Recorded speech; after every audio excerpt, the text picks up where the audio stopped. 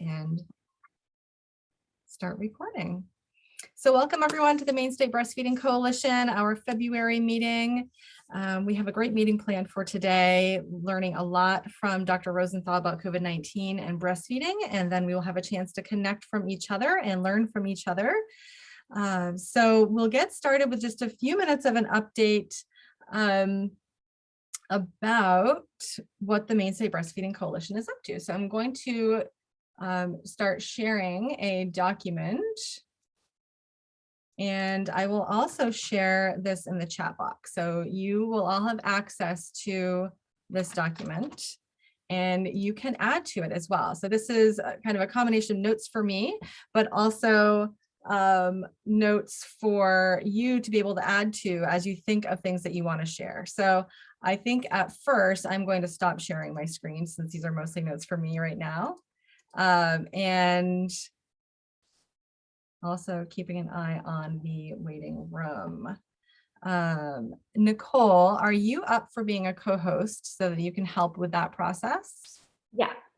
Excellent. Find you again. Nope, you keep moving.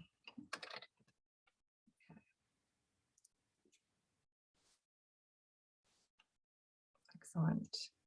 Okay, so the Maine State Breastfeeding Coalition, our board has been really focused on moving ahead with our strategic plan through our committee development as well. So we have a few different committees. We have a DEI committee, and I'm not sure if Petrichor has made it to the meeting yet or not, but they were going to give a brief update. I'm happy to do that. We have our workplace support committee meeting. We have a communications committee. We have an advocacy committee and an event committee. And also we're focusing on fundraising. So with through the DEI committee, it's diversity, equity, and inclusion. That committee has met 2 times and has another meeting coming up. With any of these committees, you are more than welcome to express interest in joining. You are more than welcome to join. I'm going to copy that link. If you are interested in joining any of the committees, you can enter your info in that form. So that committee has been, was focused on creating this survey that I will also put in the chat box. And if you haven't yet filled in this survey, hopefully that is the link that will work. I might have to send you a new link. Then please do. Please fill out this survey. And this is to give us an idea of who is part of the Maine State Breastfeeding Coalition. That would be the link to click on, I believe. And from that, we hope to further diversify our coalition membership and also our board diversity, and make sure that we're hearing all the voices that we need to be hearing so that we can make the best positive changes for everyone in the state. And so that committee has also been looking at creating a focus group. So we are working with the Maine Children's Alliance.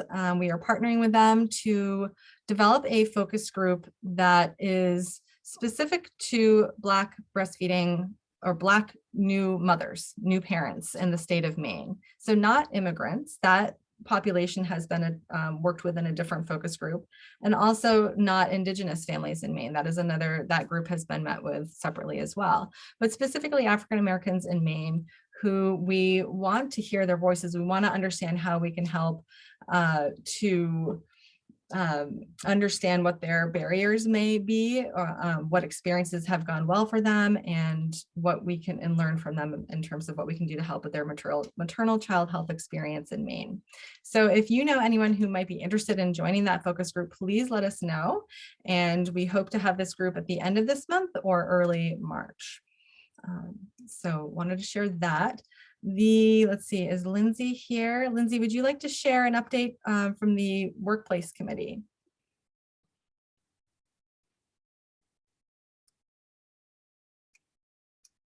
Okay, might have to revisit that. And actually, so in terms of introductions, we'll be doing more out loud introductions using our mics and also our cameras if we can during the second part of the meeting. But for now, it's still great to let everyone know who you are by typing in the chat box. So type in your name your pronouns, your organization or your town. And then if you want to share one thing that you really love about winter, one thing you love to do in the winter. So that might be playing in the snow, that might mean napping, that might mean cooking, anything that you want to share that you love doing in the winter. So your name, pronoun, organization or town.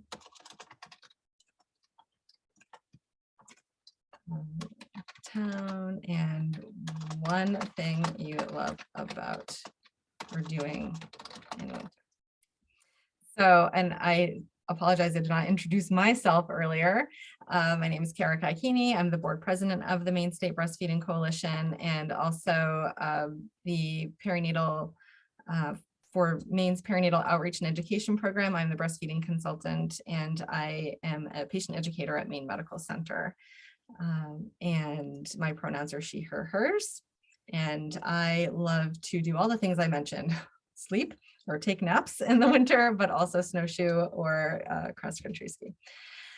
So thank you all for doing that. So we can all know who is here before we really dive into the connecting the dots portion of the meeting after. So Lindsay, I'm not sure if you are there and available to give an update from the Workplace Support Committee.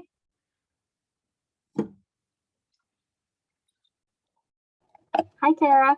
Oh, hi, Lindsay. There you are. Just got my mask on. I'm also sharing. So we were able to meet. The Workplace Committee was able to meet last month for the first time, which was really great. I just updated the meeting minutes. Hopefully I got everything that we talked about because we had a lot of really good conversations.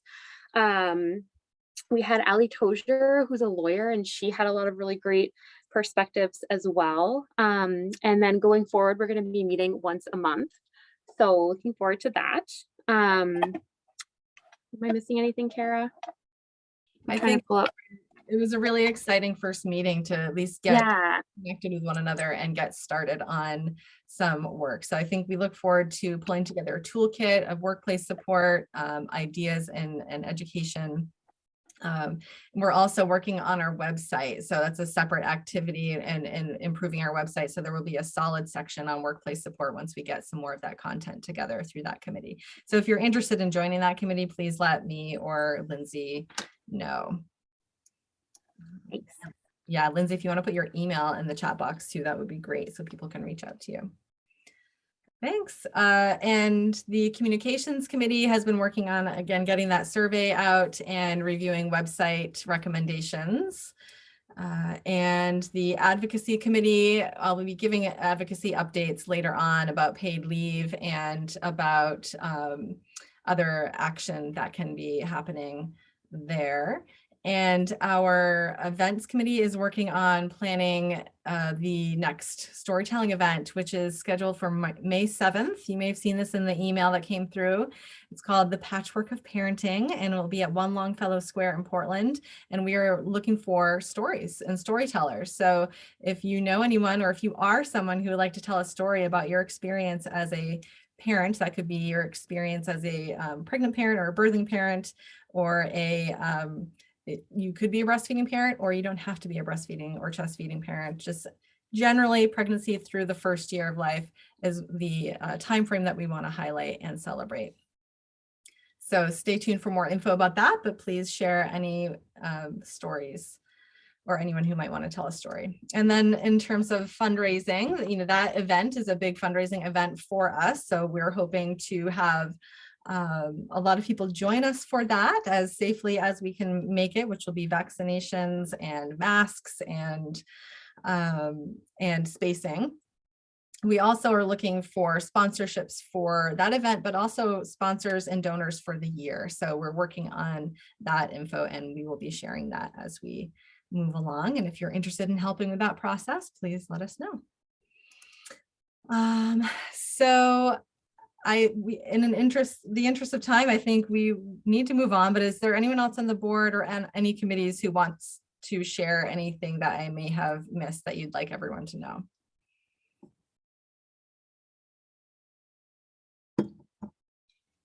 Okay, well, then next up is Dr. Rosenthal. That is going to be the next part of our meeting, is learning about COVID-19 and breastfeeding. So I believe, do you have the ability to share your screen, Jessica? If not, I might have to make that. Not yet. I don't have it yet. Well, I go ahead and introduce yourself while I get that situated for you. Okay, thank you. My name is Jessica Rosenthal. I am a pediatrician. I work at Maine Medical Partners, South Portland Pediatrics, and I'm also one of the board members of MSBC. So I'm very excited to get to share some information on COVID and breastfeeding. And I will try to stay within the time limits, but I got a little carried away as I researched this topic. Let me see if I can share. Yes.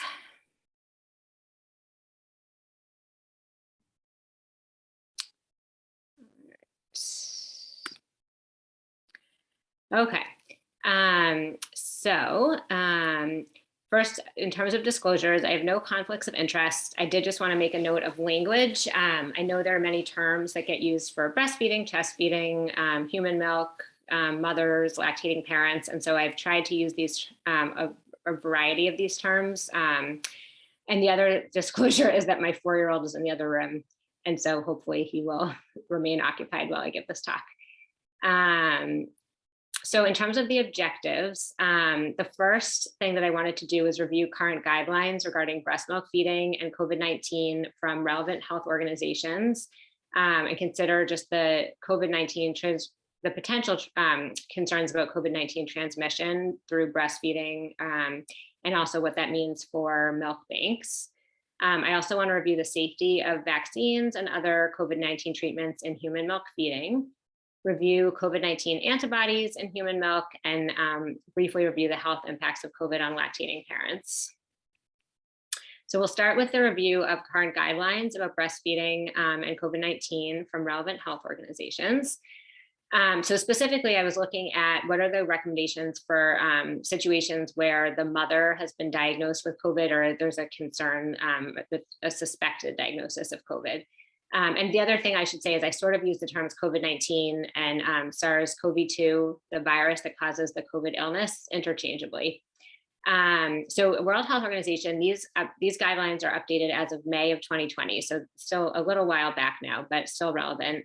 They found that there's no transmission of active COVID virus through breast milk or through breastfeeding. And so there's no reason to avoid or stop breastfeeding in moms who have COVID. They recommend continuing with the things that we usually do to support breastfeeding. So specifically initiating immediate skin-to-skin contact and initiating breastfeeding. And specifically, they've said the benefits of skin-to-skin and breastfeeding substantially outweigh potential risk of COVID transmission or illness to the infant. They have some recommendations around how to decrease the likelihood of transmission. These are things that include washing hands frequently with soap and water, or using an alcohol-based hand sanitizer, especially before touching the baby, wearing a medical mask during any contact with the baby, replacing the mask when it's damp, and avoiding touching the front. But they specify that breastfeeding is still recommended even if a medical mask is not available. Cough or sneeze into a tissue, then dispose of it and wash hands, and routinely disinfect surfaces that mothers have touched. Moving on to the US CDC guidelines, and these were last updated as of December of 2021. So these are more recently updated. They also state that current evidence suggests that breast milk is not likely to spread the virus to babies. They also recommend washing hands with soap and water for 20 seconds before breastfeeding or expressing milk, even in situations where there is no concern about maternal COVID. That's just generally helpful practice. And if soap and water are not available, then use hand sanitizer with 60% alcohol. If you have COVID, wear a mask while breastfeeding and whenever you're within 6 feet of the baby. And then regarding expressing milk, if you have COVID, being sure to use your own pump and not a shared pump, wearing a mask when expressing breast milk, washing hands for 20 seconds before touching any parts of the pump or bottles and before expressing milk, following the pump cleaning recommendations, and then considering having a healthy caregiver provide the expressed milk to the baby. And specifically, the caregivers should be fully vaccinated and not at risk for severe COVID, for severe illness from COVID, because they are going to be at closer proximity likely to some people that have COVID. Also, any caregiver that's feeding the baby should wear a mask when caring for the baby throughout the whole time that the family is in isolation, until their quarantine and their isolation is discontinued, recognizing that it's possible that other adults might develop COVID during this period. And there's an infographic that the CDC has if anyone is interested. I'm going to spend a little more time on some of the American Academy of Pediatrics recommendations, and they have a number of different papers that are helpful in looking at different aspects of maternal COVID and how this impacts care of the mother and the infant just after birth, and also breastfeeding. So this, again, was updated in December of 2021. And this is management of infants born to mothers with suspected or confirmed COVID-19. So something that's helpful to recognize is that in a review of over 10,000 cases that were reported to the perinatal COVID registry through July of 2021, only 2% of infants that were born to COVID positive mothers around the time of delivery tested positive within 1 to 4 days after birth. So most babies, 98% of babies born to moms who were diagnosed with COVID around birth did not test positive within the first 4 days. The highest risk of infection to newborns happens when the mom gets COVID right around the time of delivery. So when they looked at a subset of infants who were born to moms who had developed COVID within 2 weeks of delivery, still a low number, but 4.3% of those infants ended up testing positive for the COVID virus. And then this is from a different population, but an international study showed that moms who were symptomatic with COVID symptoms around the time of delivery, in those families, 13% of the newborns tested positive for COVID within 2 hours of birth. So it seems that infection closer to the time of birth and moms who are more symptomatic increase the risk of the infant contracting COVID. Still, the rates are pretty low. And then also reassuring to know is that newborn death directly attributable to perinatal infection with COVID virus is extremely rare in the US. There is a higher risk in infants less than 3 months of age of needing hospitalization if they become infected with SARS-CoV-2. In terms of practices that we usually think about in the neonatal period that can be relevant to breastfeeding, the AAP says that delayed cord clamping is still indicated, skin to skin is still indicated. Mothers with COVID should wear a mask while holding their baby. And some of this guidance has definitely changed since the very early days of COVID before we had much understanding, but the AAP now does recommend rooming in according to the usual center practice, despite moms having COVID.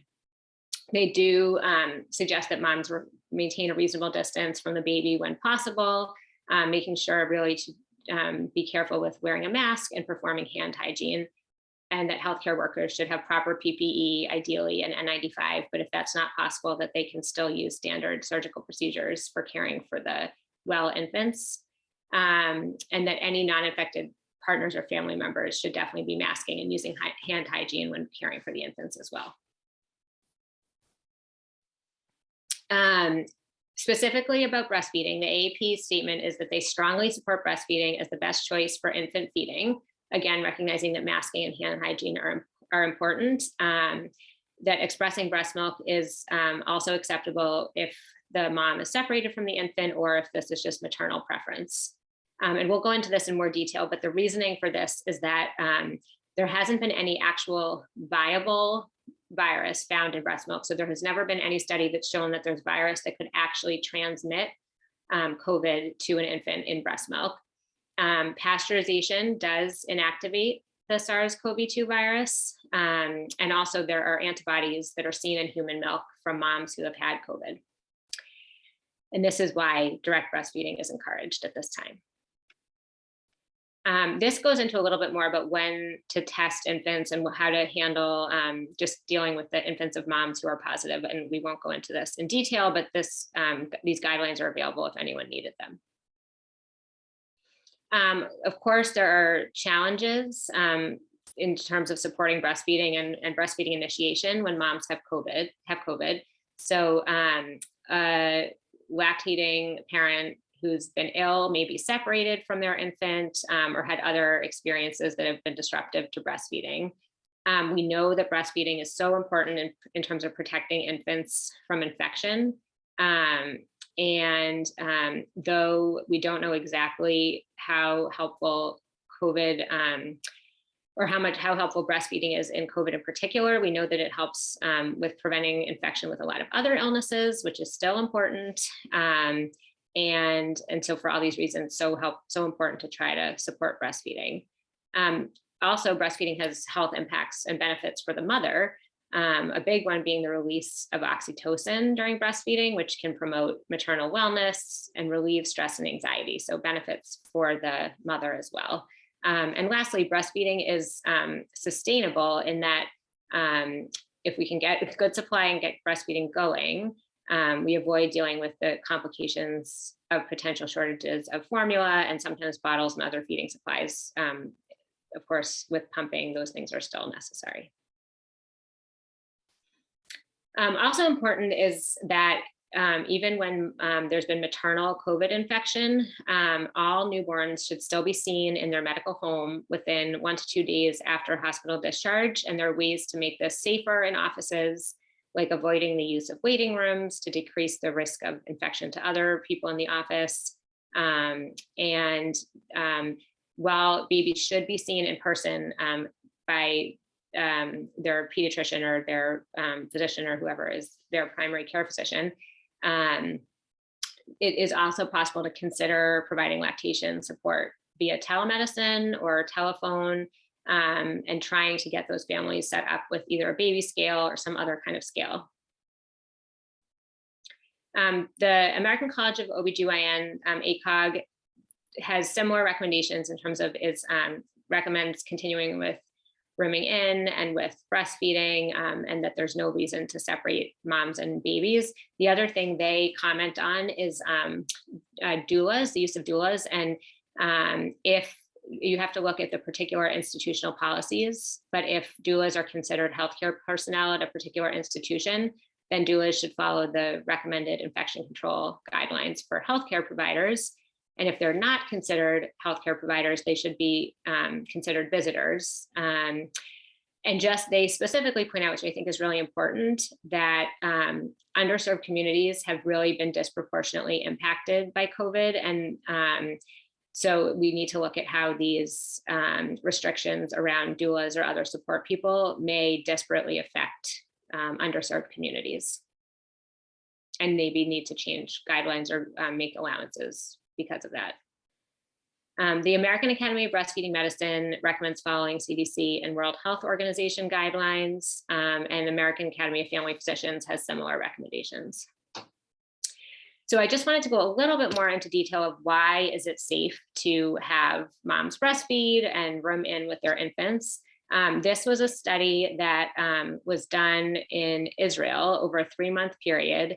And this study was done in an institution at a time when mothers were, when rooming in was not being done. These babies were born to moms who had COVID, and the moms were, in 75% of the cases, the newborns were being fed unpasteurized breast milk from the mom, but they were not in the presence of the mom.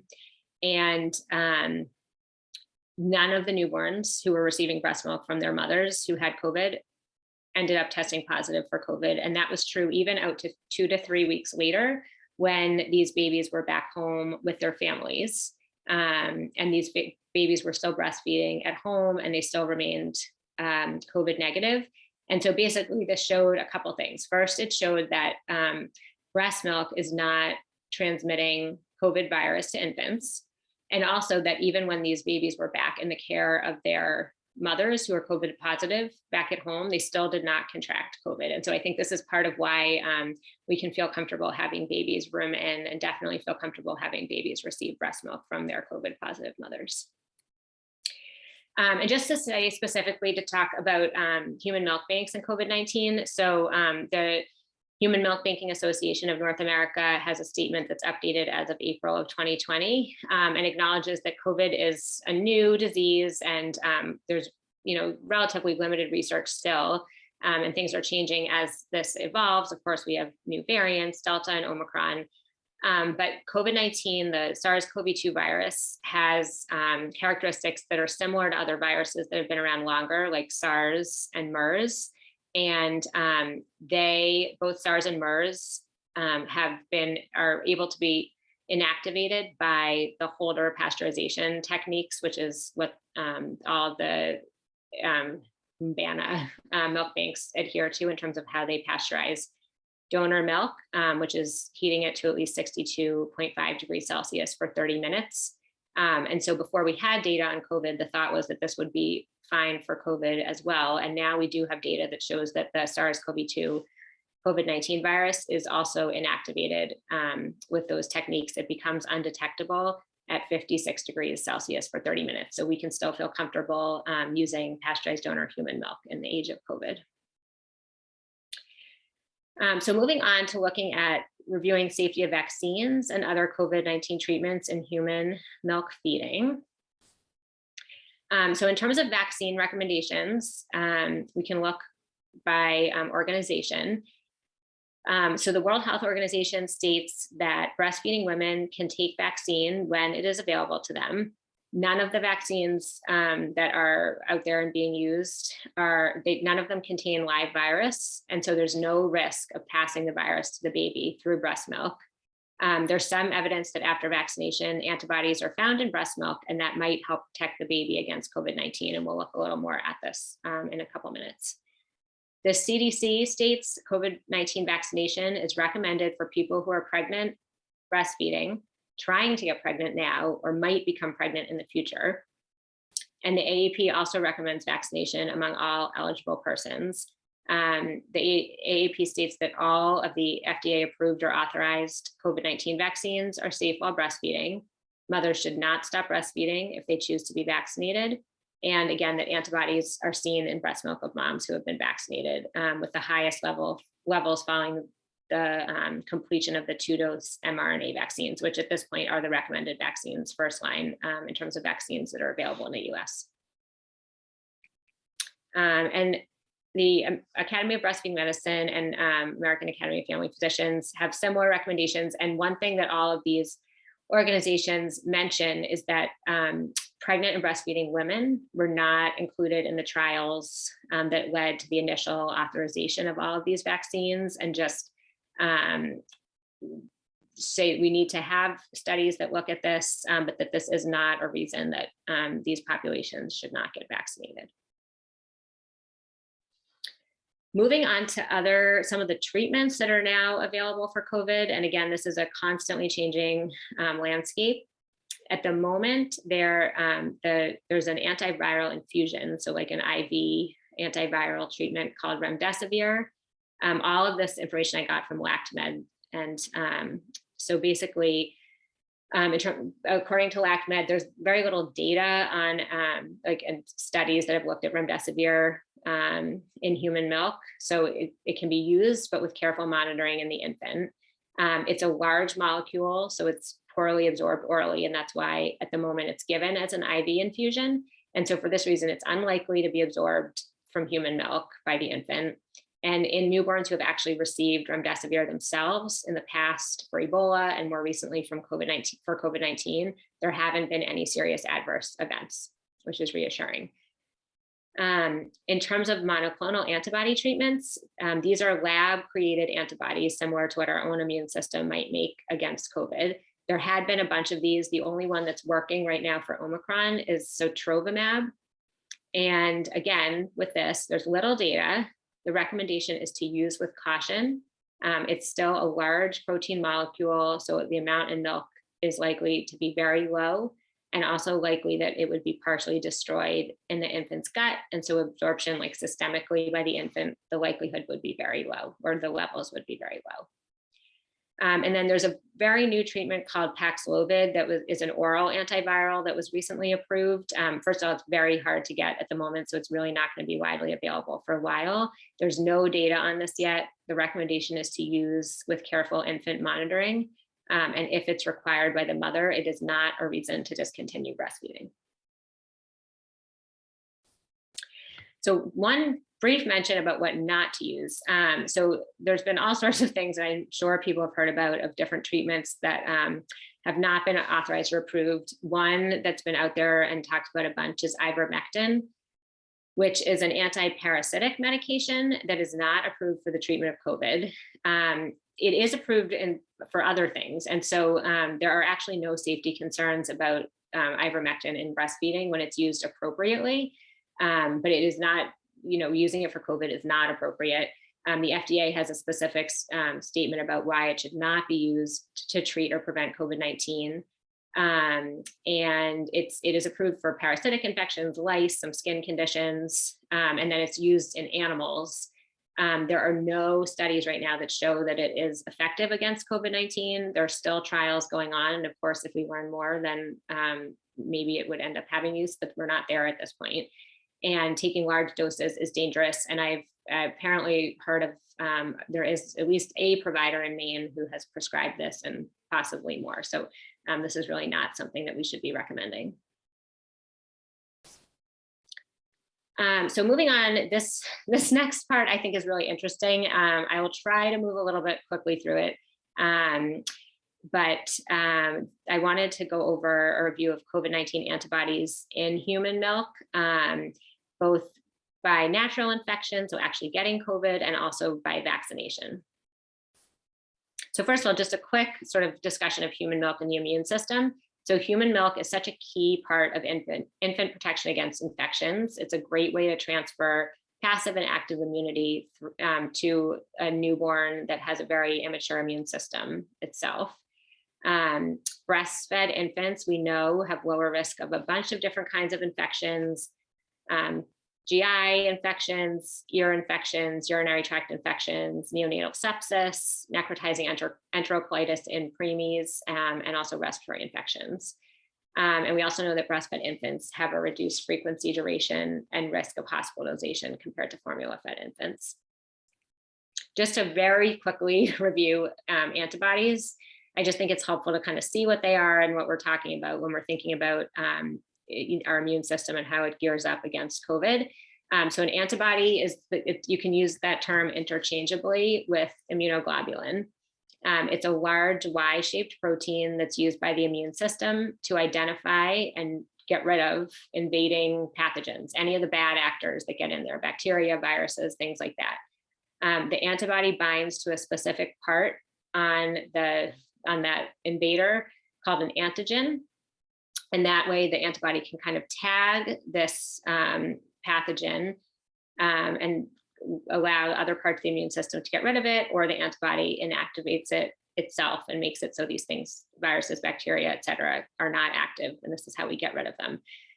There are 5 different kinds of antibodies in placental mammals, and they have different functions and structures. They're released from different parts of the body, and they have a role at different stages of the immune response. So at the sort of prenatal and neonatal stages, antibodies exist by passive immunization from the mother. So the mother makes antibodies against different things that her body has seen, and then those things get passed either through the placenta or through breast milk, typically, to the neonate or fetus. And that's a huge part of the immune system in children under a year old as their own immune systems ramp up. So there are 5 different kinds of antibodies: IgA, D, M, E, and G, which the Ig is the immunoglobulin, so interchangeable with antibody.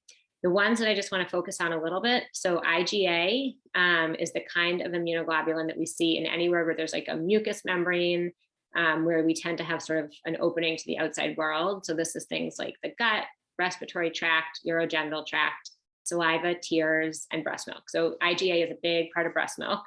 And then the other one that's important to focus on is IgG. So this is what provides most of our antibody-based immunity against all different kinds of viruses and bacteria over time. And also IgG is the only antibody that can cross the placenta. So we give a lot of passive immunity to fetuses, and then to neonates, a lot of it is IgG.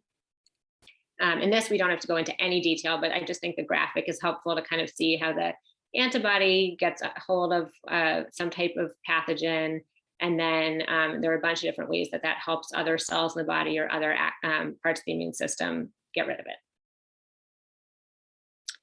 it. So the first thing that I wanted to talk about was COVID-19 antibodies in human milk after a mother has actually had COVID.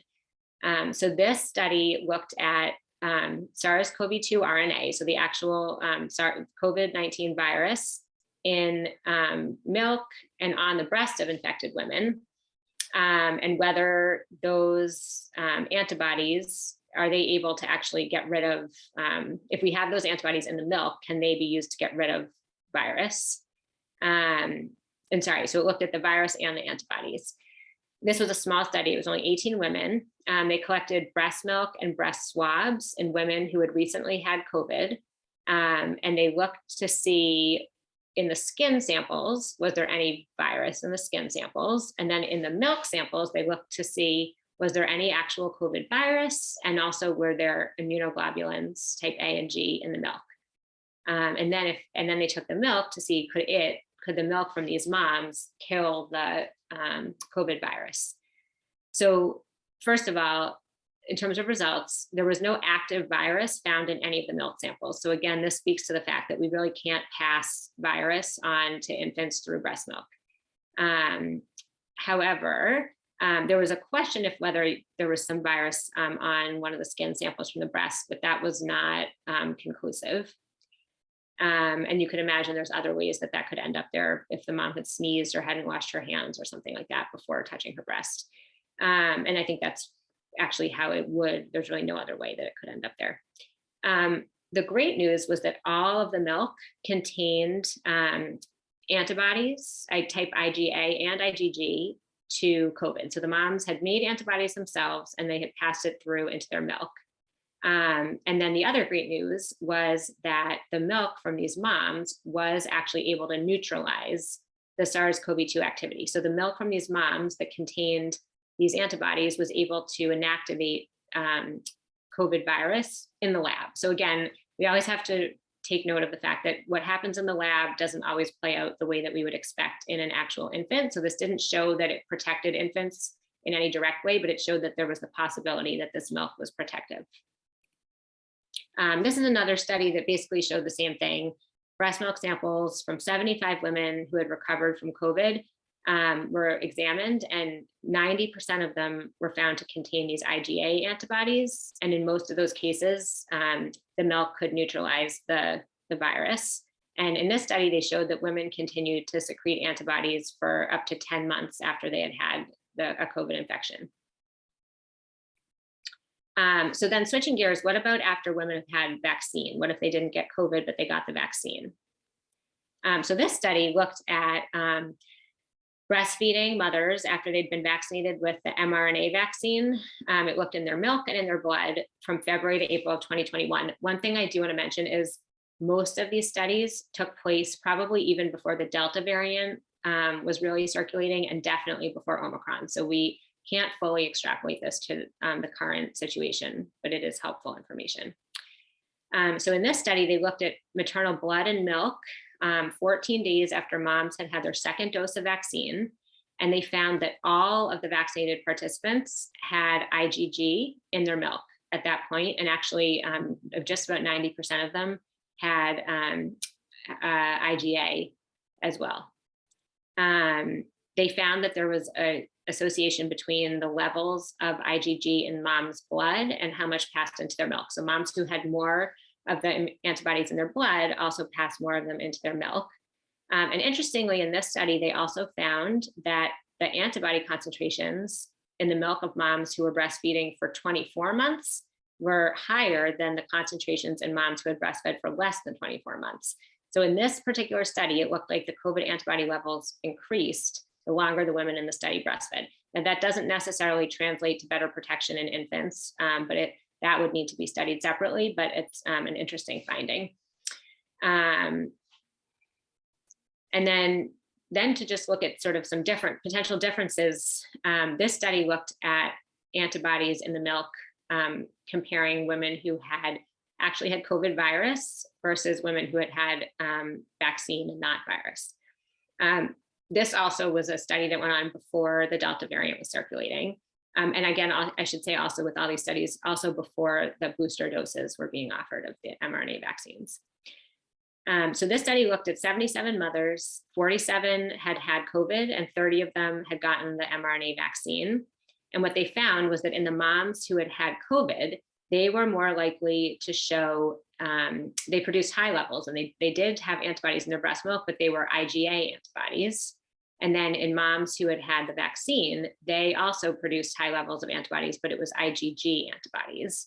And there was no viral RNA in any of the samples. So again, none of the actual virus was transmitted through breast milk or transmitted from the mom into the mom's breast milk. And just a note about why would this difference be found? Why do we have IgA in the moms who had had COVID and IgG in the moms who had the vaccine? The reason is because we usually make IgA if we get a virus through a mucosal surface, so through our respiratory tract. If a mom actually gets COVID the way that we naturally get it through the respiratory tract, her body is more likely to make IgA immunoglobulin. And if we get a vaccine, which goes ends up going more straight into the bloodstream, we're more likely to make IgG immunoglobulins if we go that way. And so that's probably accounts for the difference. The great news was that samples of breast milk from all these moms were infected with the COVID virus, and both types of antibodies were able to get rid of COVID virus. So whether it was IgG or IgA, they still worked to neutralize the virus. For the vaccinated moms, the study found that there was a mild to modest decline in antibodies on average about 3 months after vaccination.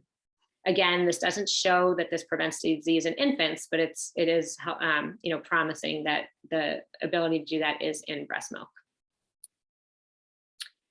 And then this study did do a little bit more in terms of looking at what's actually going on in the baby. So rather than just stopping at the point of the milk and saying, okay, we see the milk has immunoglobulins and we see that this milk can get rid of virus, they actually looked at babies whose mom had had COVID disease or who had had vaccination, and looked at the stool of these babies 3 weeks after the mom's second vaccine dose. And they found that, first of all, milk, again, from these moms who had had the vaccine, had an antibody that was able to get rid of the virus. And they also showed that about 30% of infants in the study whose moms had immunoglobulin also showed that immunoglobulin in their stool samples. So the immunoglobulin was getting all the way to the baby. One possibility of why it was only seen in a third of the infants is because the GI tract can break down immunoglobulins. And so by the time we get the stool sample, it's possible that we just don't see the immunoglobulins anymore, but they did circulate in the infants earlier on.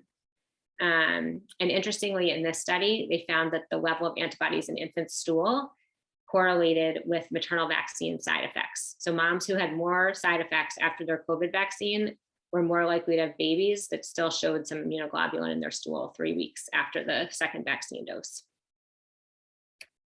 And this just shows, the figure on the left shows the IgG levels before and after vaccine, which went up significantly. And in this group, because it was a vaccine group, the level of IgA did not go up significantly because we know vaccine causes more IgG. This just is about pregnancy, and I thought was worth noting.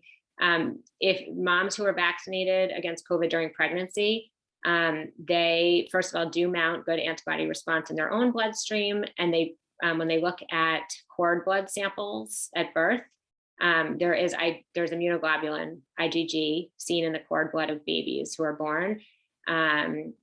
once moms are vaccinated. And the earliest detection of antibodies in women happened once they were 5 days out from their first dose. And then once they were had their second dose of vaccine, 99% of the cord blood samples had detectable IgG. So this shows that after a full mRNA vaccine series, antibodies are definitely at least passing through the placenta and into the cord blood. I think one thing that's really important to note is that we have unequal vaccine uptake in different communities. And this, because of everything we just talked about, has real consequences on the infants and families that we're taking care of. This was a study of racial and ethnic disparities in terms of vaccine rates in the US versus the UK. And this showed people of color in the US and UK were up to 3 times likelier than white people to report being unsure or unwilling to get the COVID shot in the early vaccine rollout. And then on top of that, more concerning in the US, among those who wanted the vaccine, Black people in the US were less likely to receive it than white people. And that disparity was not seen in the UK.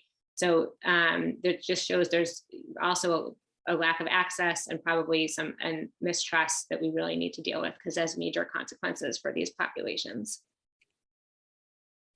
And lastly, just briefly, I just wanted to mention some of the potential health impacts of COVID on lactating parents. And I thank Kara for allowing me to borrow this slide from her. But in terms of COVID-19 effects on lactation, moms may be too ill to even be able to breastfeed, may have difficulty with milk production, especially if they were separated from their infant or just because of illness and stress, which may also impact milk ejection reflex, letdown, ability to get good latch, needing to be more thoughtful about appropriate hygiene, and also potentially difficulties in the newborn themselves. If the newborn contracts COVID-19 or has other issues related, also hypoglycemia, hyperbiliary, and weight loss. And then other possible implications of COVID on lactation. So earlier discharge from maternity wards and NICUs, increased separation of moms and babies, restrictions on partners or other visitors who might be able to be supportive of breastfeeding and just the care and adjusting to new parenthood, decreased in-hospital or community support for breastfeeding, increased use of breast milk substitutes, and increased maternal stress and anxiety. Other considerations we mentioned briefly before, but there have been formula shortages. The AAP is warning parents to not use homemade, imported, or watered down formula, and just recognizing that WIC can be a really helpful resource at this time. So in summary, these are the points I hope people will take away. First, that breastfeeding and the associated practices like rooming in and skin to skin are encouraged even with active COVID in a parent. Vaccines are safe in lactating parents.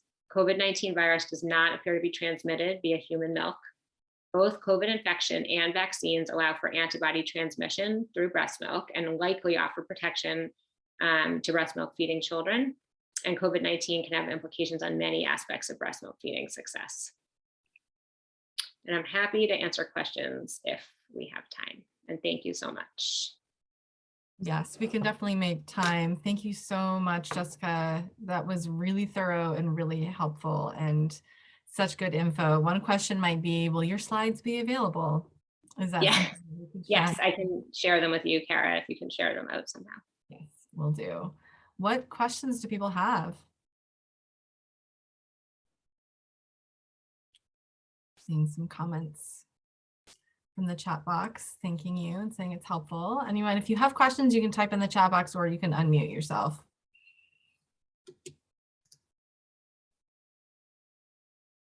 One question I have, actually, saying that there's no need for separation of mom and baby. I was just hearing about a mom whose baby was in NICU and how they were expected to be separated. So is that something that you're seeing, and is that just a different story?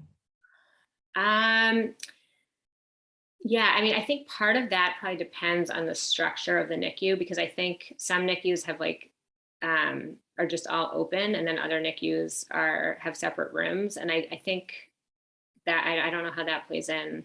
And I mean, I think that my hope would be that hospitals would do everything they can try to accommodate these families, but I understand that there probably would be some times when that would make it more complicated. And thankfully, at least with the shortened isolation period now from 10 to 5 days, that should hopefully have an impact in those situations too. Thank you. Great. Yeah. So Kim was saying, thank you for sharing this. It'll be helpful in having conversations with families. I'm sure a lot of people here on the call have been getting those questions from families. So this is really helpful. Thank you. And the recording will also eventually be up and available on our YouTube channel. So that is something that you can share with your colleagues if they weren't able to watch today. Thank you so much, Jess. That was great. And the next part of our meeting, feel free to do whatever you need to do, stretch, get some water, get a snack if you need to, as we head into the second part of the meeting. Amanda is going to facilitate the next part, which is the new knowledge worth having. And I'll put those questions in the chat box. So we call this the new knowledge worth having, but also connecting the dots. So it's a way to introduce yourself so we all know who you are. I think we have some new folks to our meeting, so it'd be great to do those introductions out loud with your camera on if possible.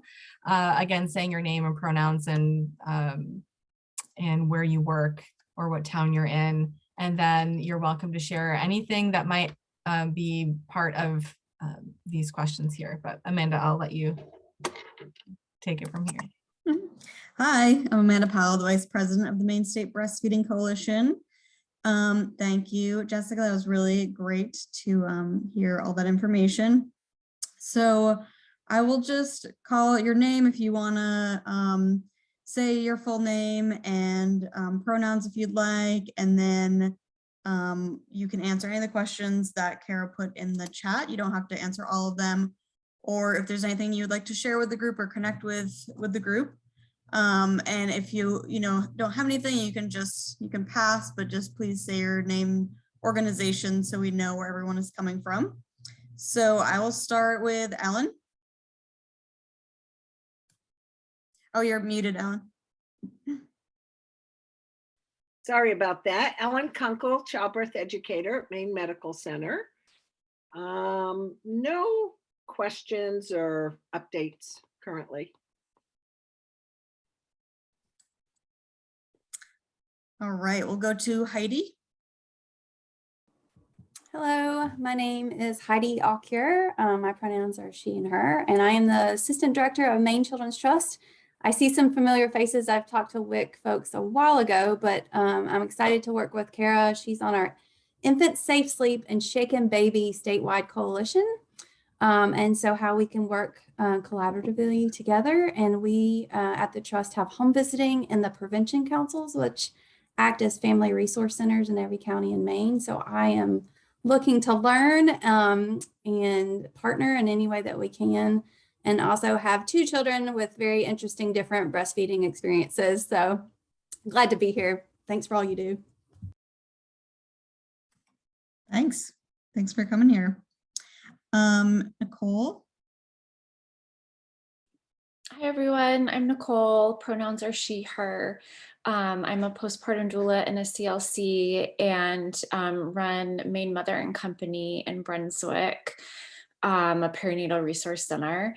All I can really think of right now, Maine Mother and Company is going to start a birth trauma support group.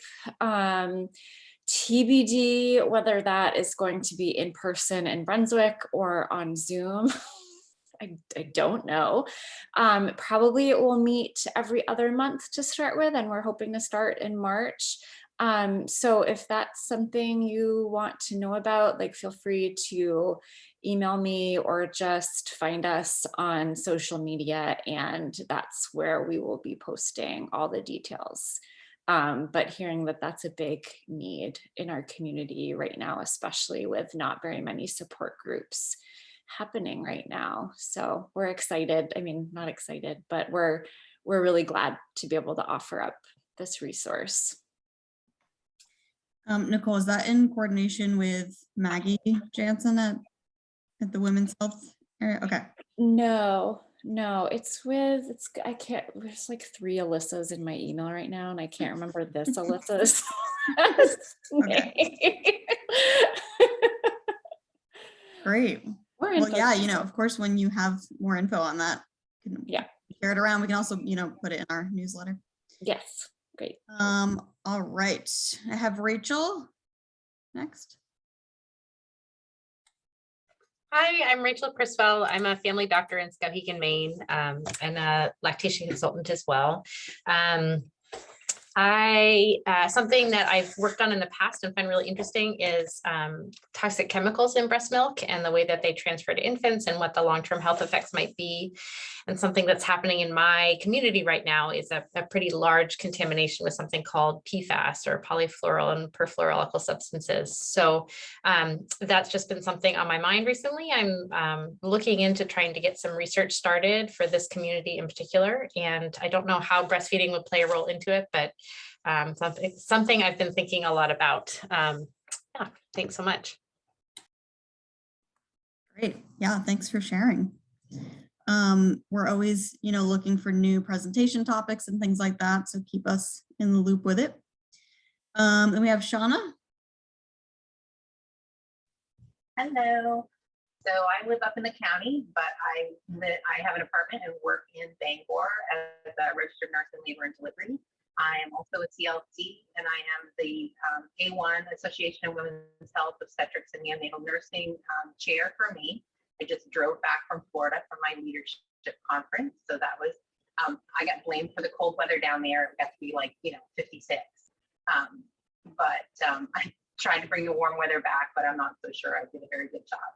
But I also did just finish my, I'm certified as a Spinning Babies parent educator.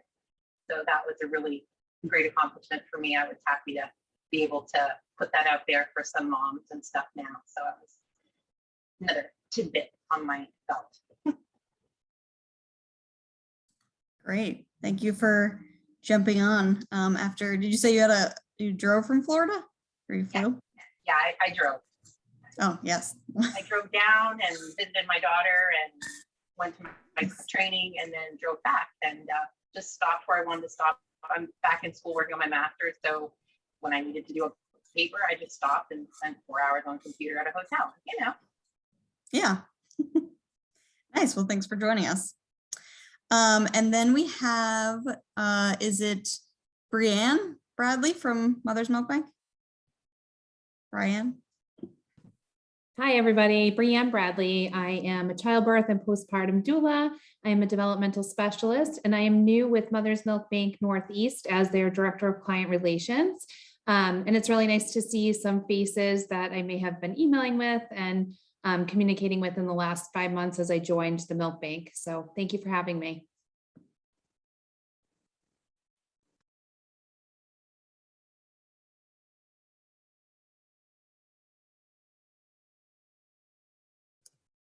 Oh, it looks like Amanda may have frozen up here.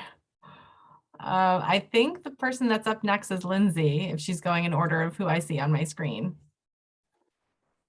Hi, I'm Lindsay Mitsopoulos. I'm the breastfeeding coordinator for the WIC program covering Cumberland County at the Opportunity Alliance. Not a ton of updates here. We just switched back to doing mostly remote appointments at WIC, and just a challenge has just been trying to figure out how to best support. We have a lot of families who are living in motels right now. So trying to figure out how to best support them with the lack of transportation and just a lot going on.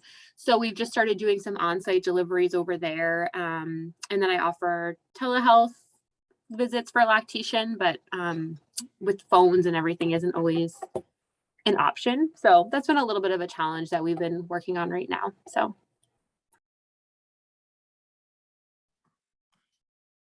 Sorry, I dropped off for a bit there. So did, everyone's moved around now too. So did Carrie go? Okay, yeah, if you want to go next. Sure. Hi, my name is Carrie. I'm based out of Augusta. My pronouns are she, her, and I am the Maine State Breastfeeding and Outreach Coordinator for Maine WIC. We have a couple of new things going on. We're working on improving our diversity and inclusion and equity as far as the language on our website and in our policies. Policies are a really big beast. So we're starting with the website. So if anyone has any lived experience, particularly with whether it be transgender, non-binary parents, we're looking at ways that we can, we're adding chest feeding and replacing where it's possible, words like mom with parent or things like that. But one thing we're particularly curious about is the word breast pump. Is that a triggering word, or is there a replacement for that, or is that something that isn't really an issue? So if anyone has any thoughts or experiences with that, would love to hear from you. Other than that, we're working on, in the next few months, rolling out our new statewide, I guess nationwide breastfeeding curriculum for staff. We're hoping to be able to get CEUs for that, which would increase our ability to help staff with CLC, IBCLC hours, things like that. So lots of great stuff going on with breastfeeding, and yeah, happy to be here. That's great. Thank you so much for joining us. All right, I have Jennifer. I'm guessing it's me, Jennifer. York County Community Action Week program. I'm the breastfeeding coordinator, she and her.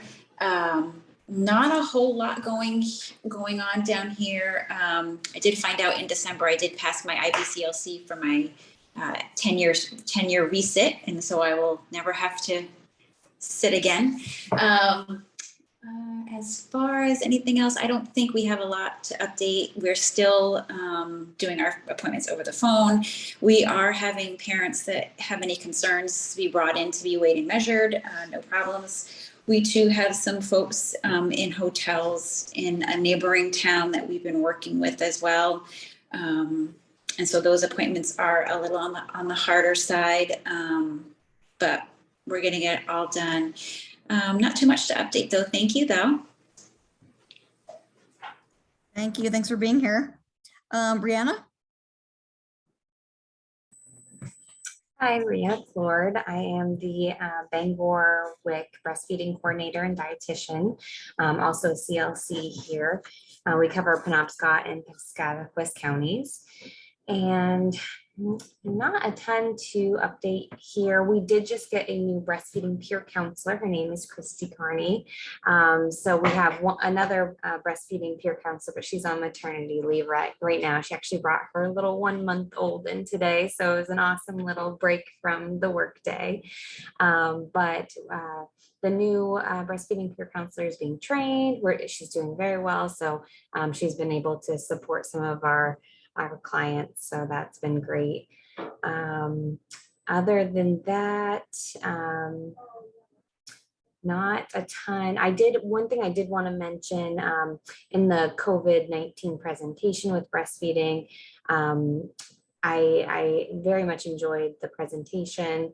It's always good to get kind of an update on the differences with like the virus and the vaccines too. I have just talked to a mom who, was just recovering from COVID, but she was exclusively breastfeeding.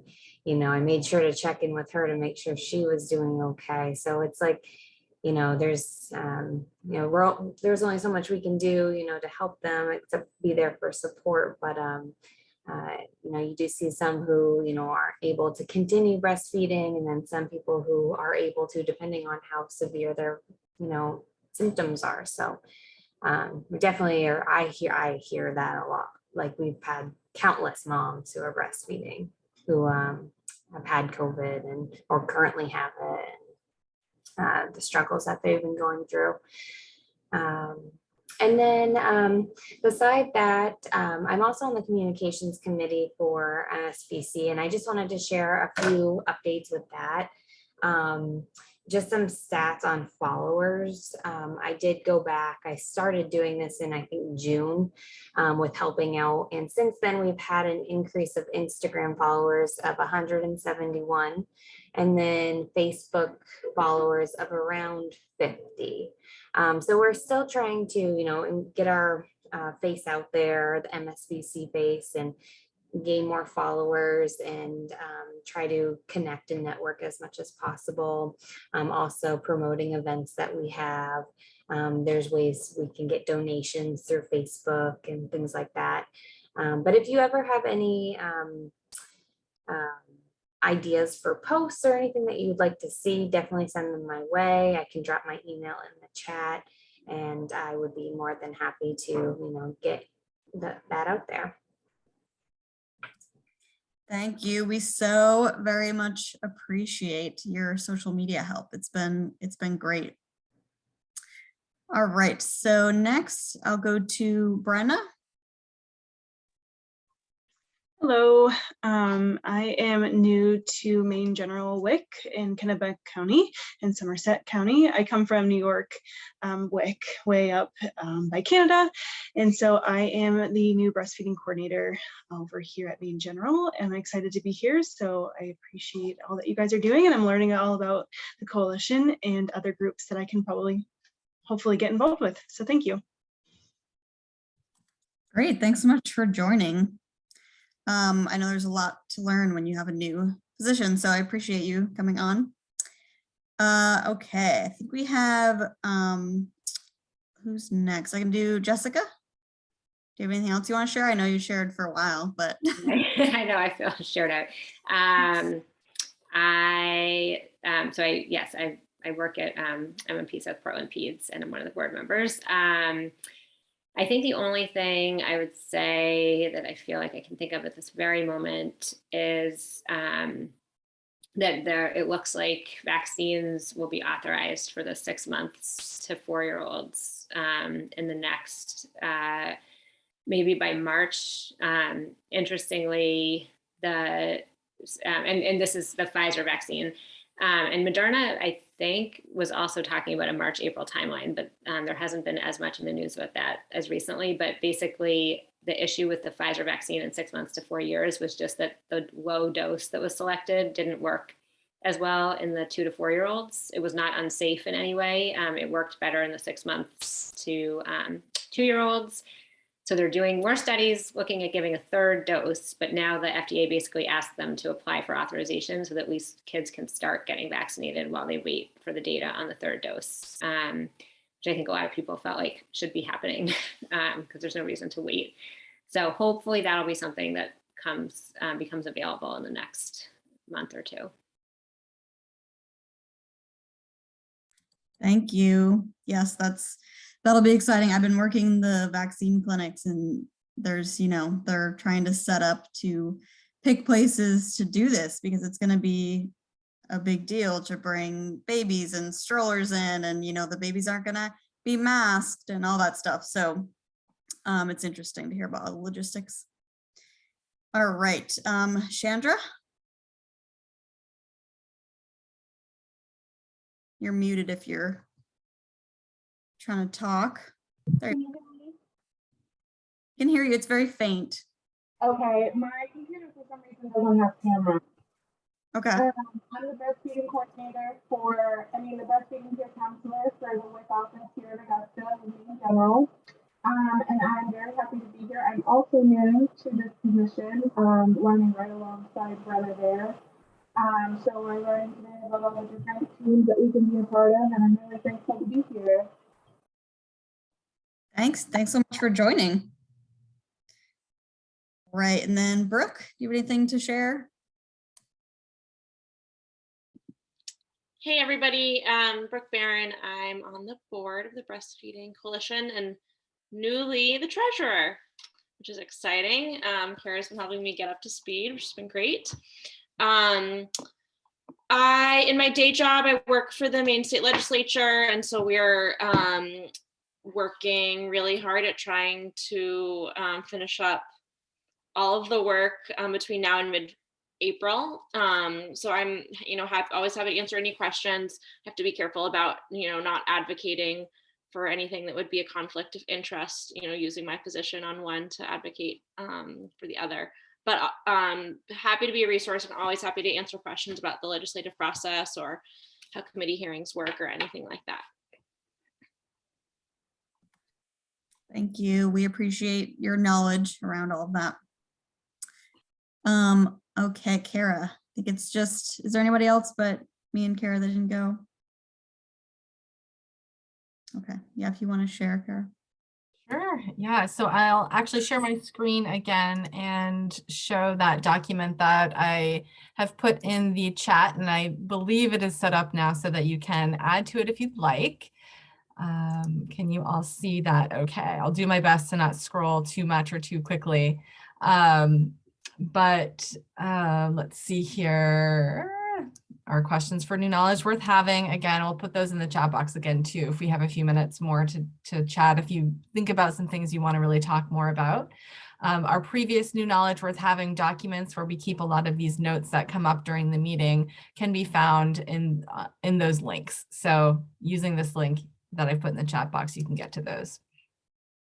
So I wanted to share a few continuing education opportunities. We have the Best Connection Conference that's coming up in April, and that was going to be in person in Portland with a live streaming option, and now it is just going to be recorded sessions and live streaming, but not in person anymore. It's always, you know, a tough decision each year with that, but that is a great conference to look forward to. And I just got this from the New Hampshire Breastfeeding Task Force. They have something coming up next, I guess in a couple of weeks, a strengths-based coaching and virtual support for breastfeeding families webinar. So I wanted to share that. That's part of their meeting. And they have their Zoom info right there for you. There's also a webinar coming up. It's part of a series. If you go to the link that is on this, that is on that document, it's not clear how to register, but if you read the fine print, it tells you you need to log in or create a login in order to register. But that is looks like a good webinar coming up. Something that I shared in the past meeting are these perinatal mood disorders trainings from Postpartum Support International. Those are coming up, and those look like they will be excellent opportunities as well. Good to share with your peers. If you're not able to go, maybe someone you work with might be interested. We have had parent resources in the past in these documents. If you have any that you want to share, anything that you've come across, any helpful resources that we could put on our website eventually as well, anything that you found to be helpful for parents or groups or classes, then please share. Either put it in the document or you can put it in the chat box too. That's fine. And in terms of legislative updates, so I've been seeing some emails from us about this. For paid family medical leave, the commission that had met for the past few months, they were supposed to submit some recommendations for a paid leave program for the state of Maine. They were supposed to submit that by February 1st. They did not do that in time. They have an extension through November, I believe, but there is some real urgency here to make this happen this legislative session, because a lot of things can change in the next session. So that is why we have sent out a petition for people to sign. There's a whole paid leave coalition for Maine that has a number of different organizations who are part of it. We are one.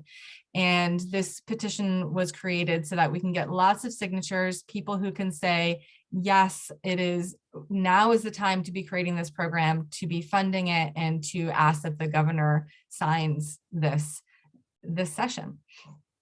So that's what that petition is. The plan as of this morning is that there will be a rally/press conference at the State House on Wednesday, February 23rd in the morning. This hasn't been fully published. This is just like fresh from a meeting this morning, but I wanted to mention it today. If you are interested, if you're able to attend that in person with your mask spaced out, however you're comfortable, that's great. It will be a hybrid event though. So there will be people in person. We'd like to have more people there as people are comfortable, but the hope is that there will be a conference room with a screen where we can show people on Zoom, so we can have people visible that way as well. And we hope to have some people telling their stories during that press conference. We won't have a ton of people there, but if you or you know someone who has a paid leave story, we're really looking for stories like specific to COVID. I mean, we've all heard people talking about their struggles with their kids who are home from school or daycare. They can't work. They need this paid time off, or they're caring for themselves or a family member. We know the sandwich generation, right? People who are caring for their parents, caring for their kids, trying to care for themselves at the same time and work. We need to hear these stories. So let's work together as a coalition to find those stories. And that's where this document here is where people can share their interest to begin with in sharing their stories or being a part of this advocacy process. So that might mean writing a letter to the editor. It might mean I do a Zoom session with you or this person, and I take notes from what that person's sharing, or we record an interview, or it can just be a letter. So it can be any sort of thing. Think about who you know. It doesn't have to be work related. It doesn't have to be someone who you see as a patient or a client. It could be your sister. It could be your mother. It could be your brother or your father, or anyone who you know who has been impacted by not having paid leave, or someone who had paid leave, and if they hadn't, what that would have looked like. So we're working really hard over these next few months to try to make this happen so that, we are here because we're supporting families and we know how this can really impact them. And then the other bill that was carried over from last year is the Maine Care Coverage for Donor Breast Milk bill. And I just reached out to Representative Craven, who is the sponsor. And she said again this morning that the best thing we can do now is to encourage the Appropriations Committee to actually fund this bill. And that means emailing the clerk of the Appropriations Committee at that email address, afa@legislature.maine.gov, and ask them to distribute to the committee. Those were her words. You can see my copy and paste there from while we were in this meeting. So if that's something that you are interested in helping with, you can do that, or you can also do more by joining our advocacy committee or just sending me a message and saying, I'm really interested in this. And I know someone who is, and we'll work together to do that. And that's all part of the mission of the Maine State Breastfeeding Coalition includes these advocacy pieces. What else do I have here? So this is another link to the petition. This was from the email that was sent out to you all, and also a call for stories around paid leave. And then we have our flyer. I think I can try to make it bigger. I'm not sure why it's so blurry still. But this is our flyer image of our Patchwork of Parenting Evening of Stories event that's coming up. I don't know if anyone here had attended our storytelling event in May of 2019. A few of you were there. That was in Brunswick. That was a really exciting, wonderful event. It was really moving. It was really special. And it was also a fundraiser, which was nice, but it was just such a moving event, and we were really excited to do it in 2020. Then we had to move it to 2021, and here we are in 2022, and we're ready to go. We're working hard to make this a possibility, keeping COVID in mind. This is an indoor event. It is a larger space, Longfellow Square in Portland, but we are going to make it as safe as possible, and we'll consider some backup plans as we go along too. But for now, we're looking for storytellers. And as I mentioned earlier, this could be related to pregnancy, birth, breast or chest feeding, beyond within that first year generally. And we really want to hear a whole variety of voices. So those submissions can be submitted much like the Moth. I don't know if anyone's familiar with the Moth Radio Hour or the Moth Main Stage events, but they submit their pitches the same way by sending in something that is 250 words or less in writing, or a 2-minute audio recording of them telling them just a very brief snippet. The whole 10-minute story doesn't have to be refined yet, not even close, just a general idea of what their story might be. And then we do have a writer who helped in 2019 who would be helping this time as well with helping people refine their stories to be told on stage. Any questions about that or anything? Amanda is on that committee. Other people are familiar with this. Any any questions about this event in particular?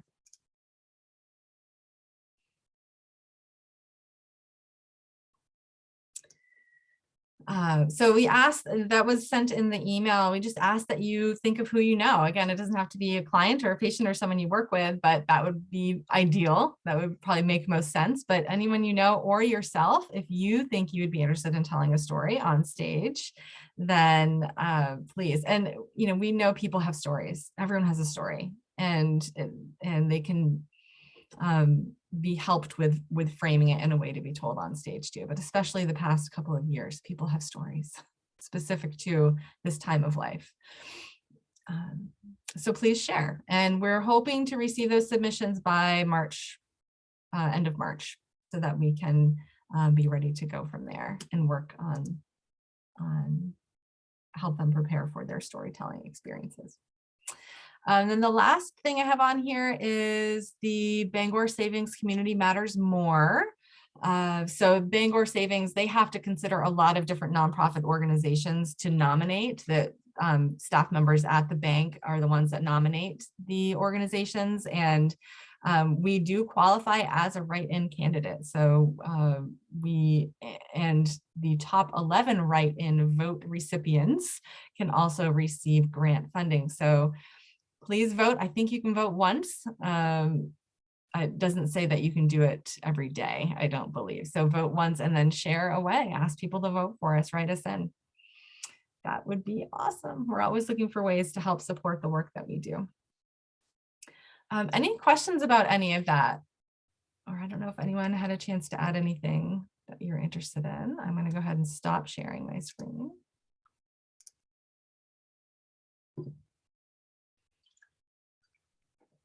All right, Amanda, do you have something that you wanted to share on your end? I don't actually. I work at Maine Health as a program coordinator, typically in the perinatal substance use disorder program and the childhood-led screening program.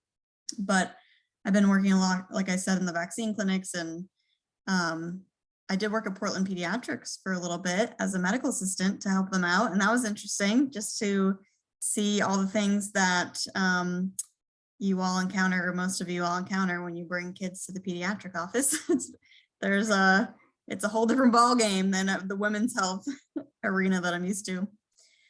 But yeah, I don't have anything specifically breastfeeding related. So this is also a good time if anybody has questions for Jessica. I don't know if she stepped away, but about the presentation. Yeah, anything else anybody wants to talk about? This is a really good group of people to get any questions or things that you want to brainstorm about. I just have one thing to say. I zoomed over to the Bangor Savings Bank link, and it looks like you have to first choose a county. So I imagine we're under Cumberland County. So if you guys want to go vote, first you'll have to choose Cumberland County to get to us. Thanks, Brooke. Mm-hmm. Can I just throw a quick question out there? I know there's a lot of doulas in this group, and I wanted to, I have a few pregnant trans patients who are looking for doula support and lactation support. And I was wondering if any of you had any recommendations of people in the central Maine area, but honestly anywhere in Maine, who kind of specialize in supporting trans parents through pregnancy and childbirth and lactation. Thank you. I've been a doula for 10 years, but so I'm part of a few groups that I could, reach out to and just see, there's a few Facebook groups, so I could do that. And then if you want to put your email or something in the chat, I could reach back out to you. And you said Central Maine? Yes, that would be great. Thanks so much. I'll put my email in the chat right now. Just off the top of my head, in Portland, and I don't know how far she travels, Hannah Lord I know she definitely serves that population. Yeah, and if she doesn't travel that far, I imagine she would have ideas of other folks to reach out to in Central Maine. Her business name is, I think it's Peony Doula. Awesome. Thank you so much. And soft corner midwifery and doula, they might Okay. be midwife, but I think they're based in Bath, but also focuses on or includes queer families. Awesome. Thank you so much. I really appreciate it.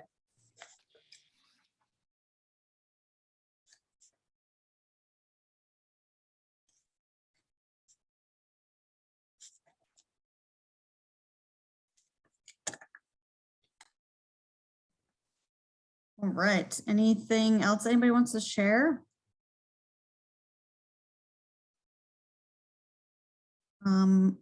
Any cool research you've been reading? It's very quiet today. We're all getting ready for this second snowstorm. I know, and we don't need to go the full 2 hours too. In the survey that we've put out, we have received, I think, around 55, 57 responses, which has been pretty good. And we asked, if you haven't attended a meeting, why not? And we listed a number of possibilities. And the most common reason is that this is too long of a stretch for people to miss work or to be able to attend. And I totally understand that. That's something that we'll consider going forward. So we don't need to push it too long. But I know that one thing that has come up in previous meetings are like common challenges that you've been seeing the families that you work with. What are some common challenges you've been hearing about? And it might be obvious, COVID, but is there something specific to that we could help with, that we might have a role in, or that we could help you with, or we could help the families with as an organization?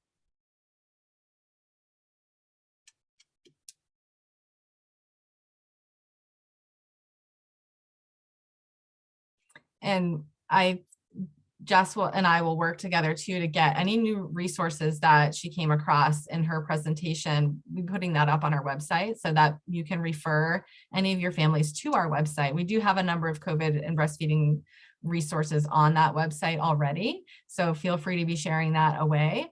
But we'll be keeping that up to date based on anything new that Jess came across too.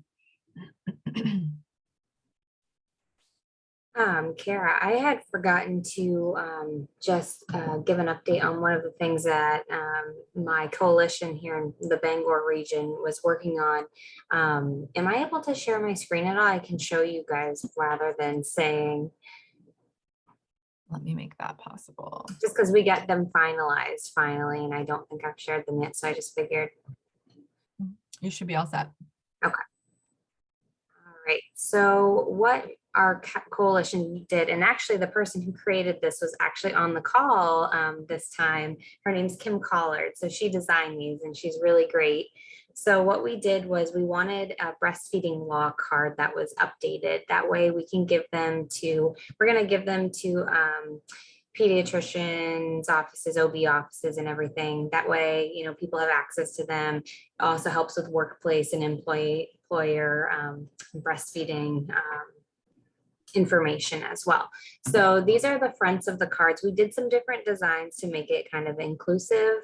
So we have, this is specific to our area. So we have a lot of our community partners information on there in the Bangor region. So a lot of the hospitals and public health nurses, WIC, everything like that. So here's the few designs that she created. So these are meant to be business cards. So these are the front of them. This is another low ink version of it. And then these are the back of the cards. So this gives a brief synopsis of the laws to the right to breastfeeding and then nursing mothers in the workplace. And then it has a QR code that it brings you right to the main breastfeeding rights to give the whole list of them. And then she also included mainebreastfeeds.org on there, which was great. So it brings it right to our website. And then then these are the same prints, but these are actually magnets. So it gives all of the phone numbers on there, but then the QR code for the Maine State Breastfeeding Rights on there. So these are all the magnets, just a little bit changed up, but we're working on getting these printed. So I just wanted to share those very quickly with you guys. That's great. Nicely done. And share my screen, sorry. What's that?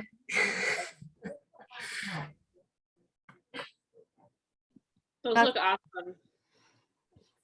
Well, yeah, it's Kim Collard. She works at Maine Family. She was like on the call earlier, and she's just that's something that she used to do in her past job. And we go to her for everything because she's so good at the graphics on these. So she's a contact person, not to give her more work, but that's great. Good.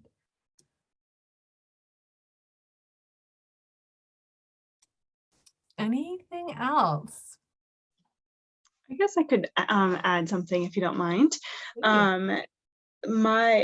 I went through a dietetic internship, and part of that was years ago, but part of that was working with an IBCLC that was at the campus that I was studying at.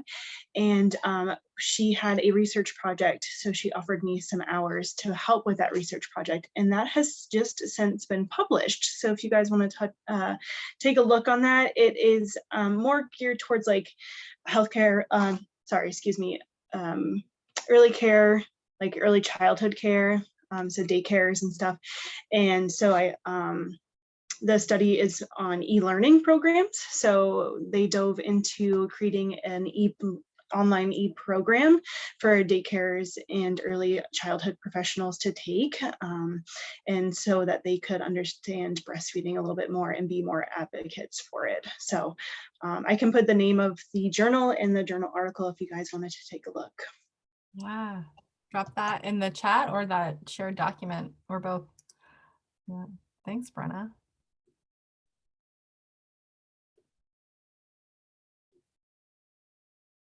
All right.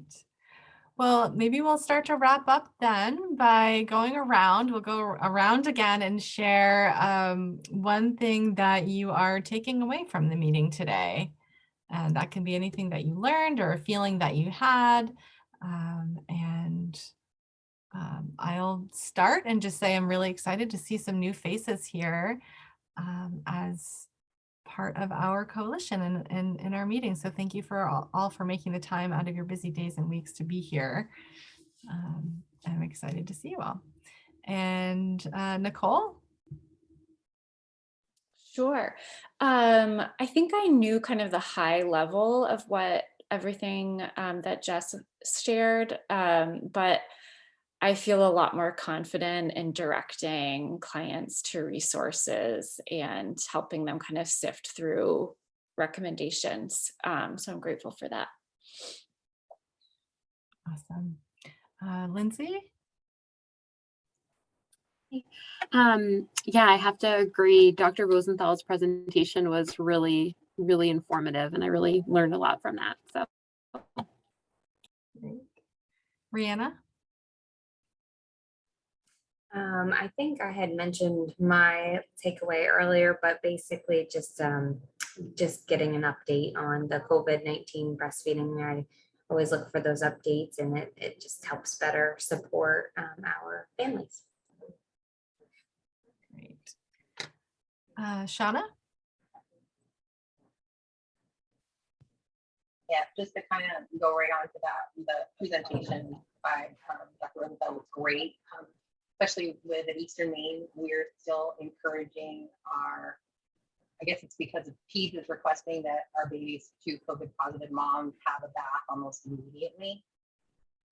We still do skin to skin, we still encourage the initial breastfeeding, delayed cord clamping and everything, but they're still pushing that back as soon as possible. And so that was really good to kind of say, okay, there's no evidence there anymore. So, why are we still doing that? So, and we get a lot of questions from moms about the whole COVID and breastfeeding breastfeeding. So that was really, really informative. Great. Brenna? That was a great presentation. I think we struggle here at our agency just to give more guidance on all that information out there. So that was really great to hear some clarifying information and research. So I appreciate it. Thank you. Great. Brooke? Well, I was sorry to have missed the first part of the meeting, but echoing what Kara said, it's great to see so many faces. It brightens up this gray, dreary day. So thanks for all for joining. Amanda? Yes, I will second all that. It was a great presentation. Lots of info on there and really great to see all the new faces on here. Thanks for joining us today. Jennifer, Vijay? Yeah, that presentation was super informative, and it's always a great idea to like revisit information and then the updated vaccine information as well. We always have moms that have or parents that have questions on whether or not the vaccine is safe for them. So it was great information. Thank you so much. Thank you. Ellen? Pretty much ditto, being able to, address people's concerns. It comes up in classes in general about the safety of breastfeeding and the vaccine and COVID and all of that was really helpful. And I just really get inspired by this organization, and hearing all that everybody is doing across the state it's great. The whole meeting's always valuable. Thank you. Thanks, Ellen. Thanks for being here. Heidi? I have to echo what Ellen said. I'm new and just small but mighty group of people, and the care that you give to your communities is it's nice in the COVID era to hear. So I appreciate and just know I do anything and everything to help you guys. So please reach out if you need me for anything. Thanks. Thank you. And Carrie? Yes, pretty much just echoing everyone else so far. It's really exciting in the short period of time that I've been coming to these meetings. It's exciting to see all the growth and the new faces and just super timely and helpful topics. So thanks for another awesome meeting, guys. Excellent. Thank you. Okay, well, let me share my screen one last time just so we can see what we have coming up for next meetings. The next meeting is actually our annual meeting on April 7th, and it will be by Zoom, same link here. I'll make sure that is super clear ahead of that meeting, but it'll be at 4 o'clock instead of 1 o'clock. That is the intention with that meeting has been to attend it after you've attended the BEST conference. So I'm not sure if there are recorded webinars right before that or live stream. Anyway, so we hope that you can join us for that. That will be mostly me and other board members presenting on what the coalition has been up to over the year and opportunities for the upcoming year. And in June, we will have a presentation on OMT, or osteopathic manipulative therapy and breastfeeding, by Dr. Kiran Mangalam. Nicole, is that how you say his name? Kiran. Kiran, thank you. Yeah.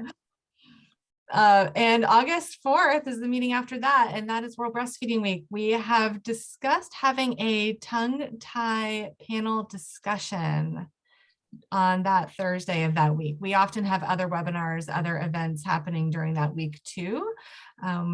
We are still planning that, but we were thinking of having some different people who work with families from different areas to speak about tongue tie, what they know about it, what they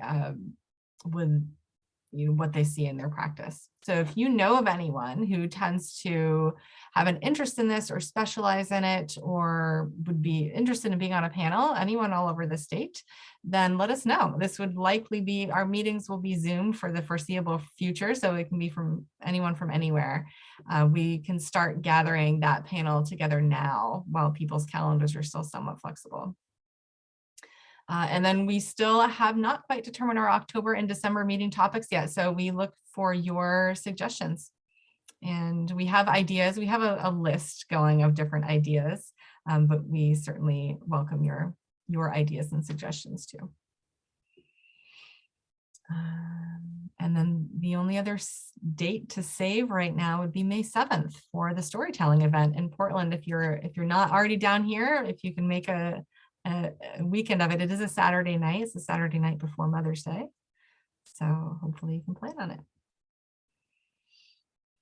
And with that, I think we can wrap up 10 minutes early. There's a gift of 10 minutes for you in your day. And I look forward to seeing you all again soon. Thank you for all that you do and for making the time to be here, a part of this group.